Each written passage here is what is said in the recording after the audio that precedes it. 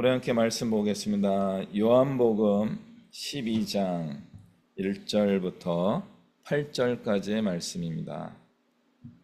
요한복음 12장 1절부터 8절까지의 말씀을 우리 함께 읽도록 하겠습니다.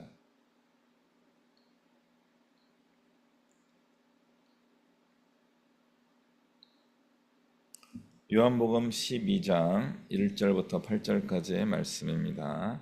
같이 읽습니다. 6월절 엿새 전에 예수께서 베다니에 이르시니 이곳은 예수께서 죽은 자 가운데서 살리신 나사로가 있는 곳이라. 거기서 예수를 위하여 잔치할세 마르다는 일을 하고 나사로는 예수와 함께 앉은 자 중에 있더라. 마리아는 지극히 비싼 향유 곧 순전한 나드 한 근을 가져다가 예수의 발에 붓고 자기 머리털로 그의 발을 닦으니 향유 냄새가 집에 가득하더라. 제자 중 하나로서 예수를 잡아줄 가룟 유다가 말하되 이 향유를 어찌하여 300데나리온에 팔아 가난한 자들에게 주지 아니하였느냐 하니 이렇게 말함은 가난한 자들을 생각함이 아니요 그는 도둑이라 돈꾀를 맞고 거기 넣는 것을 훔쳐 가미러라. 예수께서 이르시되 그를 가만히 두어 나의 장리할 날을 위하여 그것을 간직하게 하라. 가난한 자들은 항상 너희와 함께 있거니와 나는 항상 있지 아니하리라 하시니라. 아멘.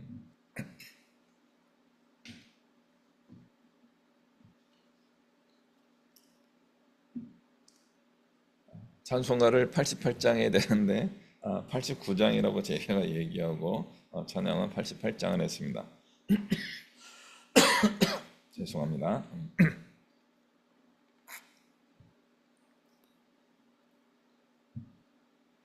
오늘 말씀 제목은 향유의 봉사입니다. 향유의 봉사. 과연 우리는 이 향유로 봉사를 하는 게 맞는가 하는 그런 생각을 어릴 때부터 했어요. 어릴 때 이 본문을 가지고 하는 설교가 자주 있었습니다. 특히 이제 목사님들의 설교에 이 향유, 나드 한 근, 혹은 순전한 나드 또는 그 옥합을 깨뜨려 뭐 이런 이야기들이 많이 있습니다. 다른 복음서 마태복음과 마가복음에 이와 비슷한 이야기가 나옵니다. 그러니까 비슷하다고 이야기하는 이유는 좀 상황이 달라요. 마태복음과 마가복음에서는 한 여인이라고 이야기하고 있습니다. 한 여인이 요한복음에서는 마리아라고 공식적인 분명한 인물을 이제 소개하고 있습니다. 그래서 그 한 여인이 마리아냐 아니냐 이런 또 성경적인 고민이 하는 것 많이 있죠. 많은 생각을 하게 합니다. 그리고 그 마태나 마가에 나오는 여인 같은 경우는 오해 여지가 있는 거죠. 이 여인이 정상적인 우리가 보통 이야기하는 그런 일반적인 여성이 아니라 어떤 성매매하는 여성일지도 모른다라고 하는 그런 가능성도 있는 거죠. 그러면은 우리가 잘 알고 있는 마르다와 마리아, 나사로의 두 여동생 중에 적어도 한 명은 성매매 여성이었는가 하는 그런 묘한 불편한 마음이 들기도 합니다. 그래서 성경 특히 복음서는 마태, 마가, 누가, 요한 4개의 복음서가 있음에도 불구하고 내용들이 많이 겹쳐요. 그런데 내용이 아주 미묘하게 달라요. 그래서 어릴 때부터 성경 말씀은 하나님의 말씀이다 이렇게 고백하며 왔는데 하나님의 말씀이 좀 다르네 라고 하는 마음도 들게 합니다. 모순적인 느낌도 있는 거죠. 그래서 그런 다른 성경일 수밖에 없는 이유는 마태라는 인물, 마가라는 인물, 누가라는 인물, 요한이라고 하는 인물이 각각 나름대로 기록을 하였기 때문이다 이렇게 말할 수밖에 없는 겁니다. 그러므로 성경 말씀은 하나님의 말씀이면서 동시에 사람들의 부족함이 포함되어 있는 말씀입니다. 그걸 구분해내는 연습을 하지 않으면 우리는 잘못된 신앙을 가질 수도 있습니다. 반대로 우리는 올바른 신앙을 가졌는데 자꾸 잘못된 신앙적 실천을 할 가능성도 있습니다. 그러므로 성경 말씀을 읽는 데 있어서 기도를 해야 되는 거고요. 기도만 하면 안 되고요. 논리적으로 이 성경 말씀을 파악하려고 하는 노력도 필요합니다. 그러나 논리만으로 또 역시 약하죠. 하나님의 가르쳐 주시는 깨달음이 있어야 되는 겁니다. 오늘 나오는 내용은 이런 겁니다. 아까도 말씀 읽었지만 마르다는 일을 하고 있어요. 예수님 오셨다고 잔치를 하니까 마르다는 늘 자기가 잘하는 걸 하고 있었어요. 뭔가 일을 하고 예수님을 대접하는데 열정적이었습니다. 그러나 이 마리아는 다른 선택을 하게 됩니다. 그 다른 선택은 무엇인가 하면 자기가 그동안 애지중지하며 가지고 있었던 나드 향을 예수님께 바치는 겁니다. 이 향은 어떤 용도로 썼을까? 우리 서두에 이야기한 것처럼 자기의 여성성을 부각하는 향이었을 가능성이 있습니다. 그러면 이 마리아가 했던 현대로 얘기해도 직업이라고 이야기할 수 없는 그 일을 했을 가능성이 없잖아 있습니다. 그런데 그 향을 좀 안 좋은 향이잖아요. 다른 목적으로 좀 불순한 의도로 사용하던 향이었을 가능성이 있습니다. 그런데 그 향을 깨뜨린 거죠. 깨뜨려서 예수님께 온전히 드리게 됩니다. 이렇게 드리게 된 이유와 내용은 설명이 안 돼 있어요. 그러나 우리가 추론해 볼 수 있죠. 어떤 가능성이 있습니까? 내가 이제는 이런 삶을 살지 않겠다 하는 거죠. 그 향을 가지고 허영으로 살지 않겠다. 이 향을 가지고 사용하여서 뭔가 거룩하지 않은, 온전하지 않은, 사람들에게 지탄받는 그런 삶을 살지 않겠다. 내가 그동안 모은 것, 이게 300데나리온이라고 합니다. 그러니까 노동자 1년의 품삯이에요. 그러니까 현대로 계산하기가 좀 쉽지는 않지만 일당 10만 원이라고 해봐요. 그러면 얼마예요? 300일이니까 한 3천만 원까지도 올라갈 수 있어요. 너무 많이 올라갔나? 이 3천만 원이라고 하면 일당 더 낮춰요. 일당 5만 원이라고 치고 1,500만 원이나 돼요. 그것도. 그러니까 이게 굉장히 고가의 제품일 가능성이 높습니다. 300일 동안 일해야지만 이것을 가지고 사용할 수 있게 되는 거죠. 얼마나 귀하겠어요. 얼마나 중요한 목적을 위해서만 사용하겠어요. 샤넬보다 더 비싸요. 샤넬백보다. 아니, 샤넬백이 더 비싼가요? 그런 느낌인 거죠. 정말 이 여인에게는 보물과 같은 것이었습니다. 그것을 예수님께 바친 거예요. 가룟 유다가 발끈합니다.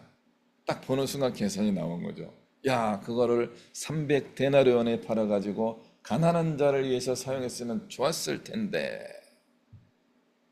자기가 무슨 말을 하는지 모르고 하는 겁니다. 알고도 하고 모르고도 하는 겁니다. 마리아와 마르다와 나사로는 가난한 사람이었던 거예요.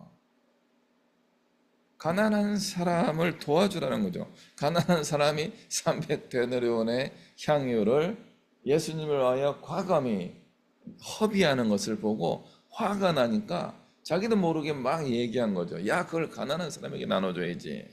그 가난한 사람은 누구예요? 마르다와 마리아였던 거죠. 얼마 전에 살아남은 나사로였던 겁니다. 그들을 도왔어야죠. 그들을 돕고자 하는 이야기를 해야 되는 건데 거꾸로 이야기한 거죠. 가난한 자들을 윽박지르면서 야, 그걸 가지고 가난한 사람을 돕지 않고 왜 낭비하느냐. 요한복음에서는 이 가룟 유다를 향하여 조금 더 자세한 평가를 하게 됩니다. 그는 도둑이라 이렇게 되어 있어요. 이렇게 말하면 가난한 자들을 생각한 것이 아니고 그는 도둑이라 돈꾀를 맡고 있어서 그 돈깨에 넣는 것, 예수님께 내라는 거였어요. 300데나리온을 예수님께 내면은 가난한 자를 위하여 예수님이 사용하셨을 텐데, 이렇게 이야기하는 거죠. 뭐라고 이야기하는 겁니까? 헌금을 해라, 그런 뜻이에요. 헌금을 해라.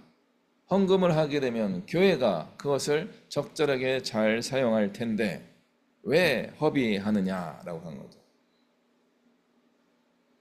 누가 이런 헌금을 하라 많이 얘기해요? 저예요. 우리 목회자들이 우리 성도님들을 향하여 돈꾀에 헌금을 하시오라고 말씀을 많이 드립니다. 그리고 그 돈꾀를 꺼내서 자기 목표를 위하여 사용합니다. 우리 목사님들이 다 도둑은 아니겠지만 목사님들의 꽤 많은 분들이 도둑이 될 가능성도 없잖아 있습니다. 타인의 재물을 가지고 생색을 내는 시대가 된 겁니다. 마리아의 300데나리온을 가지고 가난한 자들을 돕는 코스프레를 하는 시대가 된 겁니다. 이상하게 보아야 합니다. 우리는 이 마리아가 주님을 위하여 헌신한 것입니다. 그러나 어떤 사람들은, 어떤 의미에서는 교회의 리더들은 이런 주님을 위한 헌신을 이용하려고 하는 사람들이 있기도 합니다. 모두가 다 그렇지는 않지만 우리는 교회에 대하여 다시 한번 생각해 봐야 됩니다.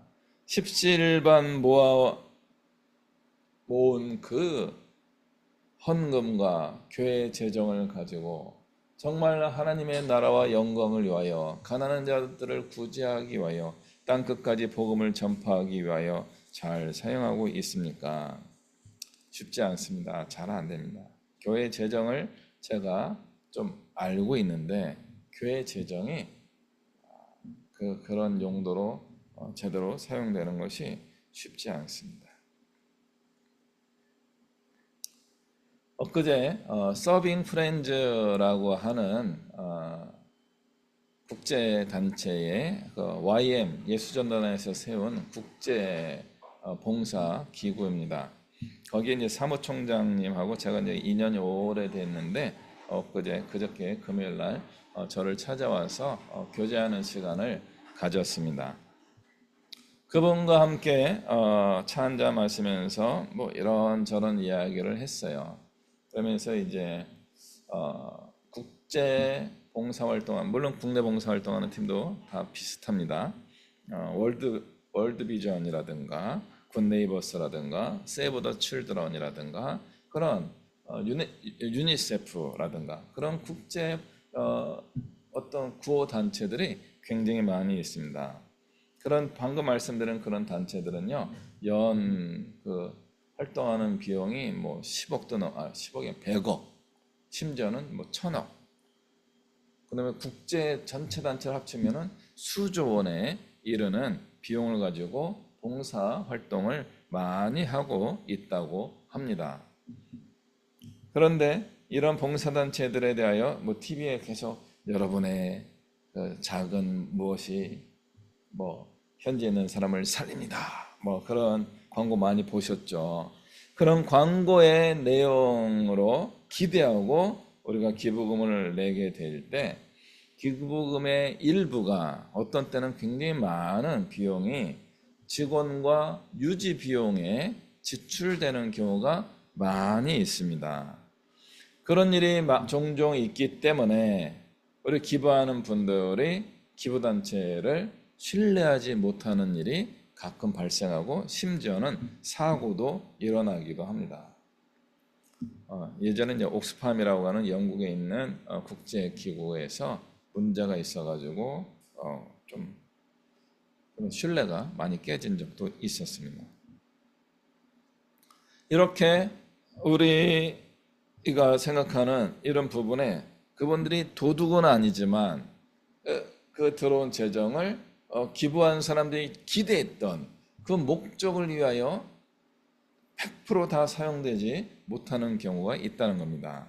그런데 이제 서빙 프렌즈 우리 사무총장님이 오셔서 말씀하시는데 자기들은 그렇게 하지 않습니다. 그리고 자기들은 실제 1년에 이제 봉사하는 비용이 한 12억 원 정도밖에 안 된대요. 규모가 작지만 1년에 한 500군데 우물을 파는 아프리카에서의 그런 우물 파기 활동을 하고 500개면 굉장히 큰 겁니다. 굉장히 규모가 큰 거예요.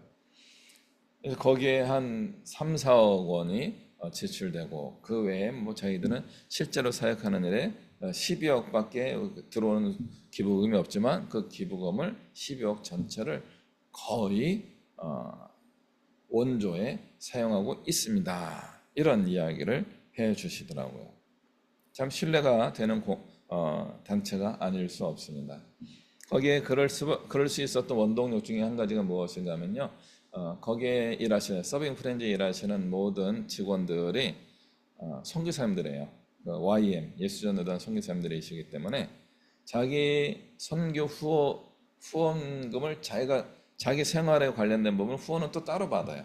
그러니까 자기가 받는 후원금으로 생계를 하고 서빙 프렌즈에 들어오는 기부금은 손을 절대로 대지 않고 그 목적 사업에만 사용하고 있다는 겁니다. 그래서 서빙 프렌즈에 후원을 하시든지 아니면 거기서 일하시는 우리 선교사님들을 후원하시든지 하는 것도 좋을 것 같습니다. 다른 복음서에서도 계속 이런 이야기들이 나오고 있습니다. 마태복음 26장에서는 제자들이 분개하며 야 향유를 이렇게 낭비하면 되겠냐 이렇게 이야기했다는 거예요. 마가복음에서는요 어떤 사람들이라고 이야기합니다. 그래서 거기는 제자들이 아닐 수도 있다 이렇게 보여줍니다. 그러니까 마태복음은 제자들이었고요. 요한복음에서는 제자들 중에서 가룟 유다 콕 집어서 한 사람으로 압축을 시켜버렸습니다. 마가복음이 원래는 제자들을 좀 야단치는 내용들이 많은 게 마가복음인데 의외로 제자들을 좀 존중하였던 마태복음 26장에서 제자들이 분개했다라고 하면서 제자들의 좀 아쉬운 면을 부각시키기도 했습니다. 그러나 요한복음에서는 그 제자들을 11명을 다 빼버리고 한 명에게 다 몰아주기 위해서 가룟 유다를 더 나쁜 분으로 만들어 버렸습니다. 성경을 읽기가 그래서 어려워요. 그래서 다른 사람들이 이야기한 게 맞나? 그래서 제자들이 동조한 건가? 아니면 제자들이 주도했는가? 제자들이라고 하면 베드로가 앞장섰을 것 같은데 근데 요한복음에서는 그게 아니고 가룟 유다였다 이렇게 하고 있습니다. 심지어 가룟 유다를 보고 저는 도둑이다 이렇게 표현하기도 합니다. 어떻게 할까요? 우리는 어떻게 적을까요? 제자가 아닌 사람들이라고 하면서 마음이 편안해질까요? 아니면은 제자들하고 제자들의 수준을 좀 낮게 봐야 될까요? 아니면 제자들을 보호하기 위하여 가룟 유다 한 명에게 다 몰아가야 될까요?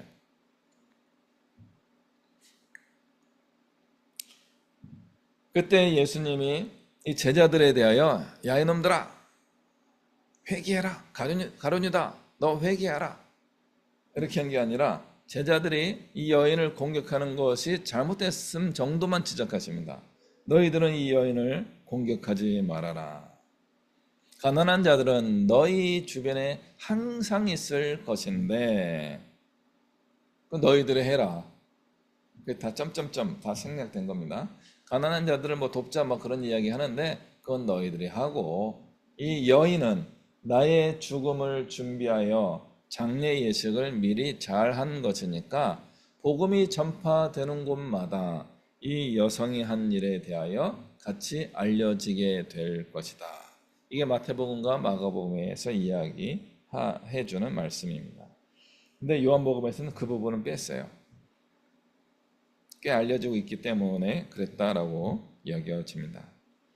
우리나라 속담에 가난한 사람은 나라님도 어떻게 할 수가 없다 이런 이야기가 있어요. 가난한 자들을 돕는 것은 불가능하다로 해석할 수 있습니다. 가난한 사람들을 돕는 방식은 제가 이 부분을 좀 오랫동안 생각한 편입니다. 나도 가난한데 저도 마리아예요. 그럼에도 불구하고 생각을 많이 해봤습니다. 그래서 생각을 하면서 두 가지예요. 가난한 사람들을 돕는 것은 첫 번째는 무조건적인 원조입니다. 에이드라고 하죠. AID. 원조라고 하는 방식을 통해서 돕는 겁니다. 우리나라 해방이 되고 6.25 전쟁이 바로 일어나잖아요. 6.25 전쟁이 일어나서 우리나라가 전 국토가 폐허가 됐을 때 전 세계의 국가들이 우리나라를 원조해 줍니다. 특히 유엔이 원조를 해주고 유엔을 대표해서 미군 부대가 한국에 상주하면서 원조하는 일에 미국이 좀 많이 참여하게 됩니다. 그 유명한 표현 있잖아요. 기브미 초콜릿, 이게 기브미 초콜릿. 우리 한국의 가난한 아마 저희 아버지 세대나 저희 삼촌 세대일 겁니다. 53년, 60년 사이에 초등학생, 중학생 정도 되실 분들이니까 40년대에 태어나신 분들 아니면 50년대 초반에 태어나신 분들일 거예요. 이분들이 미군들 쫓아다니면서 기브미 초콜릿, 기브미 초콜릿 하고 다니신 거예요. 그게 원조의 모습입니다. 원조가 좋으냐 나쁘냐? 좋은 겁니다. 긴급 식량 지원이라고 하는 표현입니다. 예수님도 긴급 식량 지원을 몇 차례 하셨습니다. 그게 무엇이에요? 오병이어의 기적인 겁니다. 오병이어의 기적은 다른 목적이 아니에요. 죽을 것 같은 사람을 일단 살리고 보자 하는 것입니다. 죽을 것 같은 사람을 일단 살려야지만 되는 겁니다. 야, 가서 일해라. 지금 배고파갖고 거의 기절하여 죽을 것 같은 그런 사람들에게 야, 게으른 자여, 일하지 않으면 먹지도 말라 했다. 뭐예요? 죽으라고 하는 얘기죠. 그런 사람들에게 가서 먹고 배를 따뜻하게 하고 좀 쉬고 돌아와라 이렇게 이야기하는 것도 나쁜 겁니다. 집에 가도 먹을 게 없는데요. 그럼 어떻게 해야 돼요? 그분들에게는 긴급 식량 지원을 해줘야 되는 겁니다. 원조가 가지고 있는, 원조라고 하는 것이 가지고 있는 첫 번째 뜻이 일단 살리고 보자 하는 것입니다. 그런데 일단 살리고 보니까 어떤 일이 생겨요? 계속 기분이 쪼끄레 하면서 쫓아다니는 거예요. 일하지 않고 이 초콜릿의 단맛에 현혹되어 가지고 군인들을 졸졸졸 따라다니면서 그렇게 사는 거예요. 그러다 보면 어떻게 돼요? 초콜릿 하나에 모든 걸 내놓는 인생이 되는 거죠. 그 달콤한 유혹에 넘어가서 우리의 모든 것을, 우리의 미래와 희망과 젊음과 아름다움을 다 착취당하는 그런 함정에 빠질 수도 있다는 겁니다. 원조가 가지고 있는 가장 나쁜 방향이 이쪽이에요. 우크라이나 우리가 원조해 주고 있잖아요. 그 원조가 무상 원조가 아니에요. 나중에 전쟁이 끝나면은 그걸 다 보상을 받게 되어 있어요. 지금 미국이 그렇게 했잖아요. 우크라이나에 있는 히토류를 미국에 헐값에 내놔라. 어떻게 지금 전쟁으로 고통받는 국가의 대통령에게 그런 식으로 몰아가기를 할 수 있어요. 그게 다 뉴스로 다 나온 거예요. 영상으로 전 세계 다 중계가 됐어요. 원조에는요, 그 이면에는 원조한 사람들의 욕심이 투영될 가능성이 많아요. 내가 원조한 건 아니기 때문에 나한테는 안 와요. 그럼 누가 와요? 힘을 가진 사람들이 원조를 빙자하여서 많은 것을 가져갈 가능성이 있는 거죠. 교회도 비슷한 거예요. 우리가 헌금을 드는 것이 많은 봉사에 사용될 수 있습니다. 그러면 그 봉사의 활동에 빛은 누가 보게 됩니까? 그 빛을 보는 분들이 정말 겸손하게 하나님의 마음을 품고 예수 그리스도의 마음을 품고 하시면 제일 좋은데 그게 무뎌지다 보면은 어느 날인가 내가 했지라고 빠지는 순간 이상해지는 겁니다. 그래서 가난한 사람들을 돕는 방법의 첫 번째는 원조예요. 일단 살리고 보자는 거죠. 그러나 두 번째가 뭐예요? 개발이에요. 스스로 일할 수 있도록 개발 후원을 해줘야 되는 겁니다. 우리나라가 60년대까지만 하더라도 원조를 받는 국가일 수밖에 없었습니다. 그러나 60년대 말부터 70년대 개발의 시대로 접어들게 됩니다.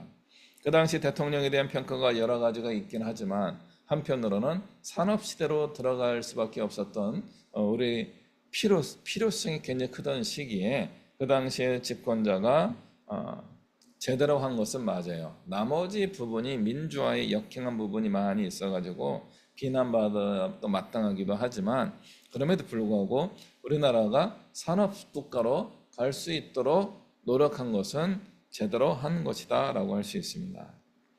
물론 다른 대통령이 있으면 더 잘했을지도 모릅니다만은 그 대통령 시기에 임기에 그런 산업화가 된 것은 잘하는 것입니다. 개발을 해야 되는 겁니다. 물고기를 매일 주는 것이 아니라 물고기를 잡는 법을 가르쳐 줘야 된다.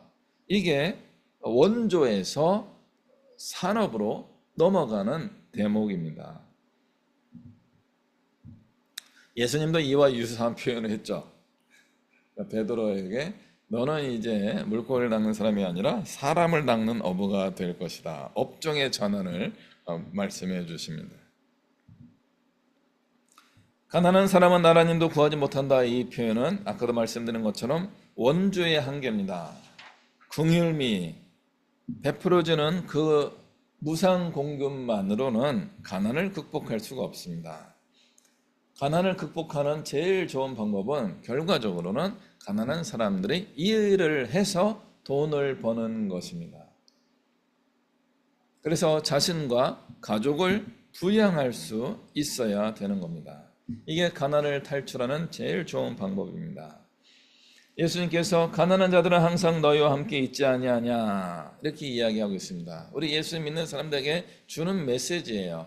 교회가 예수 믿는 사람들이 가난한 사람을 향한 원조를 해야 된다. 긴급 지원을 해야 된다. 두 번째는 가난한 사람들이 직업을 가질 수 있도록 해 주어야 된다. 야, 이게 제가 어렸을 때 교회 다닐 때는 이 표현을 배울 수가 없었어요. 그런데 우리 시대에는 이것을 다시 한번 새롭게 발견할 만한 때가 되었습니다. 가난한 자들은 너희들 항상 옆에 있다. 그 가난한 자들을 교회가 계속 긍휼과 구제의 방식으로만 섬길 것인가? 가난한 자들을 돕는 건 나라님도 할 수 없는데 교회가 하겠다고? 그래서 제가 생각한 깨달음은 이것입니다. 교회에 있는 헌금들이 개별 교회에 뭐 가끔 남아요. 적자인 교회도 많이 있겠지만 교회 살림을 잘 운영하다 보면은 뭐 100만 원도 남고 500만 원도 남고 또 많으면 1000만 원도 남고 그렇게 남아요. 남아있는 이 헌금 재정을 어떻게 했습니까? 건축기금으로 막 넣어요. 저도 그거 많이 해봤습니다. 건축기금으로 넣어요. 그리고 동결시켜요. 건축을 하려면 어떻게 됩니까? 돈이 많이 들어요. 이제 몇십억이 아니라 몇백억이 들어요. 몇백억 원을 재정을 계속 만들어야지만 건축을 할 수 있는 거죠. 2025년도 최근에 코로나 이후에는요. 건축비가 너무 올라가지고요. 교회 건축하면요. 이제 교회가 망해요. 그래서 교회가 1억 나중에 모으다 보면은 뭐 1억도 모으고 10억 모아갖고 교회 건축 되겠어요? 안 돼요. 불가능해요. 100억은 모아야지 되는 거죠. 100억을 언제 모아요? 못 모아요. 그러면은 그 100억을 가지고 교회도 짓고 잘 할 수 있는 방법이 무엇이 있을까요? 그거를 선순환, 가난한 자들의 직업을 만들어주는 그런 일에 사용할 수 있어야 되는 겁니다. 교회가 어떻게 그런 세속적으로 비즈니스를 할 수 있겠습니까? 교회가 그러다가요, 이인이 생기는 순간 교회가 또 분열되고 깨질 수 있습니다. 한국교회 초기에 많은 좋은 뜻으로 했던 것 중에 하나가 뭐냐면 협동조합이에요. 신용협동조합. 그래서 은행업 같은 걸 좀 하고 있어요. 헌금이 많이 모이다 보니까 이 신용협동조합이 좀 건강하게 잘 크기도 해요. 그럼 이사장을 누가 하게 돼요? 담임 목사님 아니면 수석 장로님인 거죠. 그 자리를 맡는 순간 돈의 유혹에 빠지게 됩니다. 자기 마음을 자꾸 지켜 유혹에 빠지지 않고 성실하게 하려고 하는 분도 계시지만 유혹에 빠져서 실수하는 분들도 종종 생깁니다. 그리고 이게 나중에는 장로님과 목사님의 그 힘의 대결로 넘어가는 경우도 있습니다. 제가 아는 선배도 그 문제로 고생을 많이 한 분도 보았습니다. 그럼에도 불구하고 그런 잘못된 일, 개교회가 했을 때는 그런 우리가 예측할 수 있는 나쁜 상황으로 빠질 수 있지만 이것이 개교회가 아니라 교회 연합이 이 일을 추진한다면 좋은 일들이 많이 일어나지 않겠습니까? 한 개 교회가 1억 2억 모으는 것보다 10개 교회, 100개 교회, 1000개 교회가 그 재정을 잘 모은다면 그 규모는 꽤 클 겁니다. 10,000개 교회가 1,000만 원씩만 모아도 1,000억이에요. 1,000억이면요 많은 일을 할 수 있는 거죠. 근데 초반에 제가 말씀드렸던 서빙 프렌즈와 같은 그런 들어온 기부금을 그 목적 사업에만 다 100% 사용하려고 하는 그런 단체가 아니다 보면요, 얘가 꽃감 빼먹듯이 빼먹는 나쁜 일이 생길 수도 있습니다. 그러므로 그것을 잘 관리하면서 올바르게 가는 좋은 기독교적 연합 기업이 한 번쯤은 나오면 좋겠다 하는 생각을 해보게 됩니다. 가난한 자들은 항상 너희와 함께 있지 않느냐. 원조로만 하지 말고 우리 시대에는 21세기에는 그들이 직업을 가질 수 있도록 해주는 새로운 방법을 한번 생각해야 될 때가 되지 않았나 하는 생각을 해보게 됩니다. 우리 사회는 점점 가난해지고 있습니다. 80년대, 90년대까지만 하더라도 좀 어렵지만 가장 혼자 일해가지고 가족이 부양되던 그런 시절이 있었습니다. 4인 가족, 5인 가족이 아버지 한 명이 열심히 죽을 듯이 벌면은 4명, 5명이 그냥 잘이겠죠. 잘 먹고 살던 그런 시대가 있었습니다. 그러나 21세기에 와서는요, 월급이 잘 오르지 않는 시대가 되었고요. 이 정년이 보장되는 그런 회사들이 많이 없어졌습니다. 그래서 모든 가족이 일해야지만 먹고 사는, 그래서 아버지란 건 아버지가 먹고 살고, 엄마가 일한 건 엄마가 먹고 살고, 아들이 일한 건 아들이 먹고 살고, 딸이 일한 건 딸이 먹고 사는 시대로 바뀌고 있습니다. 가난해지는 시대가 된 겁니다. 이 가난해지는 사회가 다시 한번 변화해야 되지 않겠습니까? 출산율 저하가 어쩌면 가장 큰 문제일 수도 있었습니다. 저희 때는 아니지만 이제 저희 부모님의 가족들을 보면은 보통 뭐 4남매부터 시작해갖고 5남매, 7남매, 어떤 분들은 9남매, 10남매도 있어요. 그래서 그 가족이 다 같이 뭐 일해야 되는 구조가 또 있기도 했지만 부모님이 그 자녀들을 잘 키우고 나면요, 8남매가 부모를 공양해요. 나이가 드신 부모님을 8남매가 이렇게 하면 8분의 1이에요. 8분의 1. 8분의 1씩만 이렇게 모으면은 부모님 2분을 모시는데 좀 쉽진 않겠지만 할만합니다. 근데 우리 시대는 어떻게 돼요? 저희 집은 좀 다르긴 하지만 아들 하나 혹은 딸 하나만 있는 집은요, 2분이 한 명을 키워가지고 한 명이 2명을 봉양해야 되는 그런 시대가 된 거죠. 되겠습니까? 안 되겠습니까? 안 됩니다. 불가능합니다. 그래서 이제 저도 이제 노인 세대로 넘어가고 있는데, 우리 노인 세대는 어떻게 해야 되는 세대일까요? 자녀들에게 기대하지 않고 부모님도 섬길 수 없고 그냥 죽을 때까지 나와 먹고 살 수 있도록 일해야 될지도 모르는 그런 세대입니다. 그래서 죽을 때까지 건강해야 됩니다.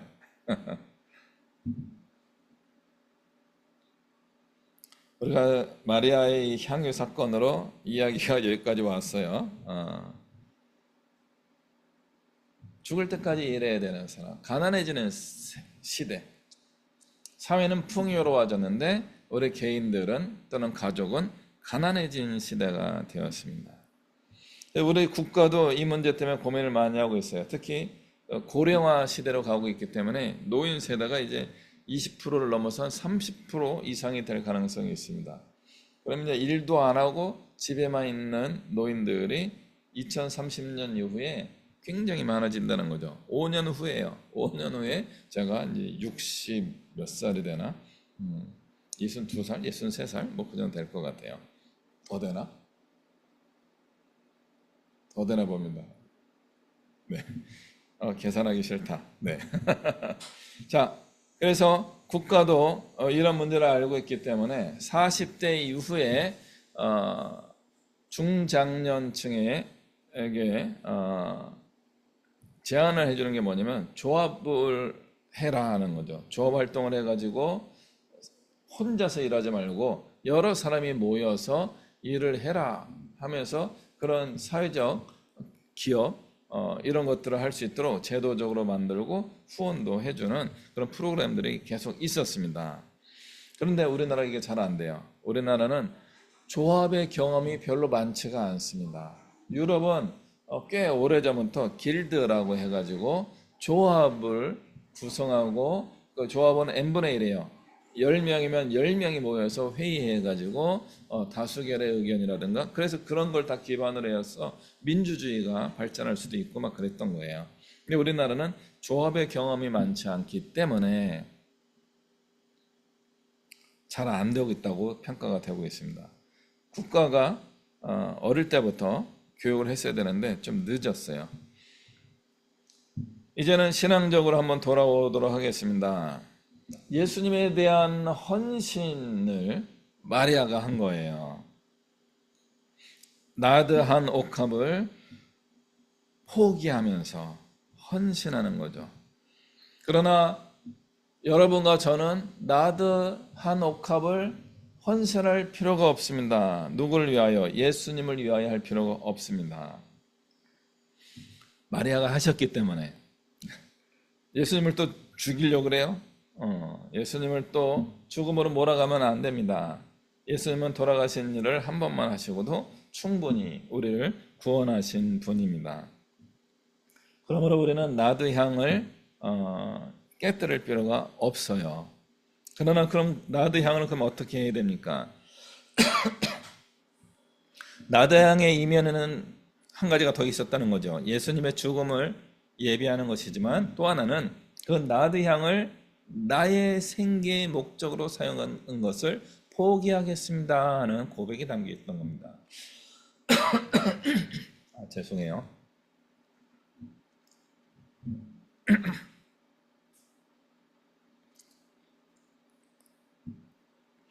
예수님을 위한 헌신, 주님께 뭐 바치면 뭐 잘 되겠지. 마리아가 내가 더 잘 되기를 기대하고 나드 향을 넣은 게 아니에요. 도박을 한 게 아닌 겁니다. 투자하듯이 돈을 걸어서 이게 잘 되면 예수님이 나에게 복을 더 주시겠지. 그런 의도로 나드 향을 드린 게 아닙니다. 철저한 자기 희생과 포기였습니다. 내가 지금까지 살아오던 인생과 다른 인생을 살겠습니다 라고 하는 결단을 보여주는 그런 모습이었습니다. 그러므로 우리는 만약 우리가 나드 향을 깨고 싶다면 마리아와 같은 마음을 가지고 해야 되는 겁니다.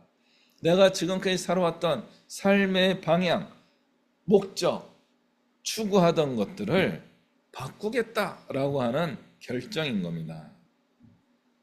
이때 마리아의 나이가 몇 살이었을까요? 그래서 놀라운 겁니다. 10대로 추정됩니다. 10대 후반이었을 가능성이 높습니다. 아무리 나이가 많더라도 20대, 30살을 넘기지 않았을 나이입니다. 마르다도 결혼을 안 한 것 같고요. 마리아도 아직 결혼을 안 한 것 같아 보입니다. 그렇기 때문에 꽤 젊은 나이였을 겁니다. 놀라운 겁니다. 그런 젊은 나이에 이런 결정을 하게 된 겁니다. 자기의 인생을 다르게 살겠다. 삶의 약자였던, 가난한 자였던, 힘이 없는 여성이었던 어린 소녀가 이런 결심을 하게 된 겁니다. 왜요? 예수님을 만났기 때문에. 나사로가 살아났을 때 예수님의 발치에 앉아가지고 그 오빠들 틈바구니에, 제자들이 다 오빠들이에요. 오빠들 틈바구니에, 심지어 죽었다가 살아난 나사로까지 모여있는 그 틈바구니에 기어코 끼어 앉아 있었던 여성이었던 거죠. 어린 꼬마 여성이었던 거예요. 그 여성이 예수님의 말씀을 듣다 보니까 어떤 말씀을 들었는지 모르지만 마음의 변화가 왔던 겁니다. 나는 이렇게 살지 않겠다. 나는 정말 다르게 살겠다. 라고 하는 결심을 했기 때문에 나드 한 근, 옥합을 깨뜨릴 수 있었던 것입니다. 삶의 목표가 정해졌을 때 믿음으로 고백하며 나아갈 때 나드 향을 깨야 되는 겁니다. 물론 건축 헌금을 합니다, 모읍니다, 헌금을 작정하십시오 할 때도 하긴 해야 되지만 다른 사람의 계획에 내가 동참하는 것이 아니라 내가 예수님의 말씀을 듣고 깨닫고 그래서 이렇게 살겠습니다라고 하는 마음의 결심이 섰을 때에 하는 결단의 행동이 나드 한 옥합을 깬 것이었습니다. 우리 젊은 세대 어떻게 할 겁니까? 기도하십시오. 하나님의 음성을 들으십시오. 그리고 마음의 결정을 하십시오. 그리고 저와 함께 중년에서 노년으로 가고 있는 분들은 어떻게 하시겠습니까? 나이가 든 사람이 할 수 있는 여러 가지 일이 별로 없어요. 노동을 하다 보면 얼마 일하다 이제 막 몸이 아플 가능성이 있어요. 그럼 뭐 테크니컬, 하이테크를 가지고 할 수 있나요?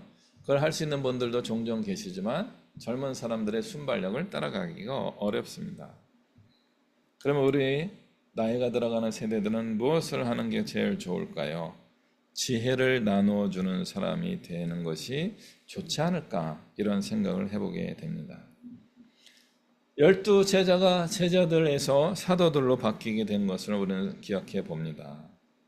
우리가 변화되어야 되는 거죠. 제자의 수준이 아니고요. 이제는 사도, 누군가를 가르치고 복음의 핵심을 따라서 함께 주님의 길을 갈 수 있도록 인도하는 리더가 되어야 되는 겁니다.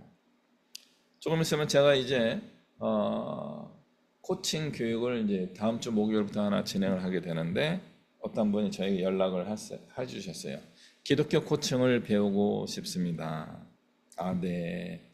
그래서 이제 방법을 가르쳐주고 접수까지 다 끝났어요. 본인 소개하는데요. 병원 원장님이시래요. 저는 60대 여성 원장인데요. 선교지에 예전에 다녀온 적이 있는데 이제 은퇴를 준비하고서 빠르면은 조만간 몇 년 안에 선교지로 다시 나아가려고 합니다. 그때 내가 치과 의사로서 갈 수도 있겠지만 코칭이라고 하는 지혜의 방법을 사용해서 가볼까 합니다. 김동석 코치님 교육 계획이 있으신가요? 네, 있습니다. 그럼 교육을 진행하시죠 하면서 등록도 다 하셨어요. 멋있지 않습니까? 60대 더 나이 드셔서까지도 병원 원장으로 계속 지낼 수 있음에도 불구하고 이제 60대 넘어서 대략 한 60, 한 2, 3세 정도 되신 분 같더라고요. 선교지를 가겠다는 거예요. 그리고 그들을 치료하는 일로서 복음을 전하는 게 아니라 하나님의 말씀을 지혜를 나누고 싶은 마음으로 가겠다는 겁니다. 그래서 지혜로운 사람이 되는 방법 중에 하나가 코칭을 배우는 것이다라고 본인이 깨달으시고 기독교 코칭을 저에게 배우기로 하신 겁니다. 제 주변에 그런 분들이 점점 많이 생기고 있습니다. 하나님의 복음을 전하기 위하여 지혜롭게 말하는 훈련을 받고자 하는 분들이 생겨나고 있습니다. 우리가 그런 꿈을 꿀 수 있게 되기를 바랍니다. 가난한 자들은 항상 우리 옆에 있을 겁니다. 그들은 어떻게 할 거예요? 계속 나드 향을 깨며 그들을 도와주겠습니까? 안 됩니다.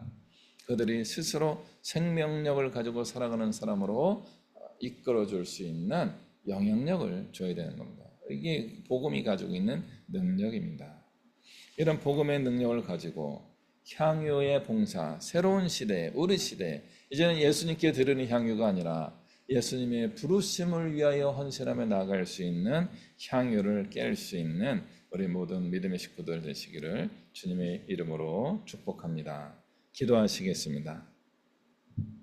사랑과 은혜가 충만하신 하나님 아버지, 이제 우리가 생명을 살리는 일을 위하여 내가 가진 것을 깨뜨리고 하나님이 기뻐하시는 일을 향하여 나아가겠습니다. 우리를 사용하여 주시고 우리를 통하여 많은 생명을 구원하여 주옵소서. 예수 그리스도의 이름으로 기도합니다. 아멘.